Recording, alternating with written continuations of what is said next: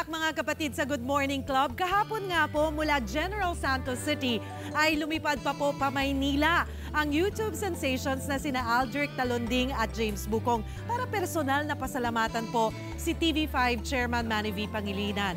Present din po si TV5 President Noel Lorenzana para marinig up close ang talento ng magpinsan.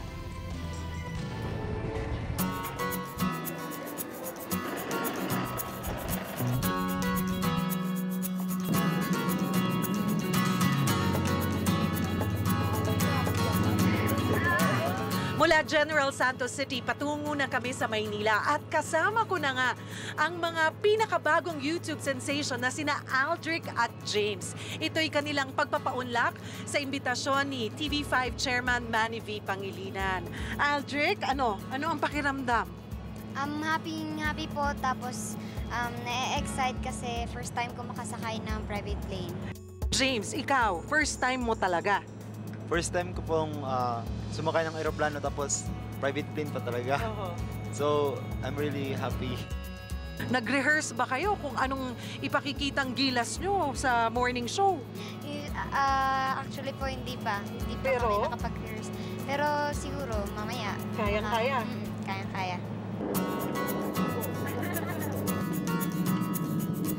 VIP talaga ang dating ng magpinsan dahil sinundo pa sila ng private plane. Kaya naman baka sa kanila ang saya sa bago nilang experience. Matapos ang 2 oras na biyahe mula Gensan, ready na ang magpinsang makipagkita kay TV5 Chairman Manny V. Pangilinan. Ready? This is it. Bakit? Nervyos? Kabado man ang dalawa, sabik pa rin silang makilala si MVP. MVP, Aldric, and James po, the cousin. How the cousin? Apo, they're cousins. Matapos ang konting kwentuhan, inandugan na nila Aldric at James ng kanta sina MVP at TV5 President Noel Lorenzana.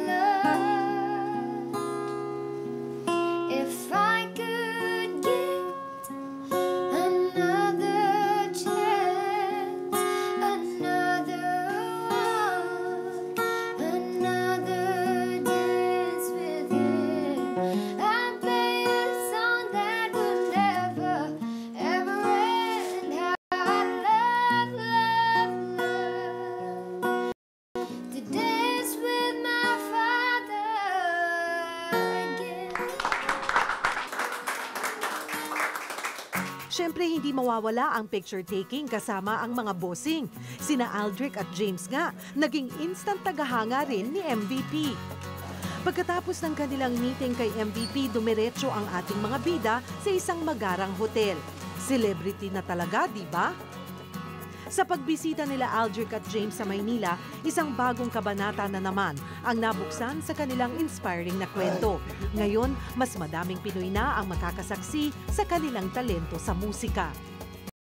Salamat kay Sir MVP tsaka sa TV5 sa pagdala sa amin sa Maynila.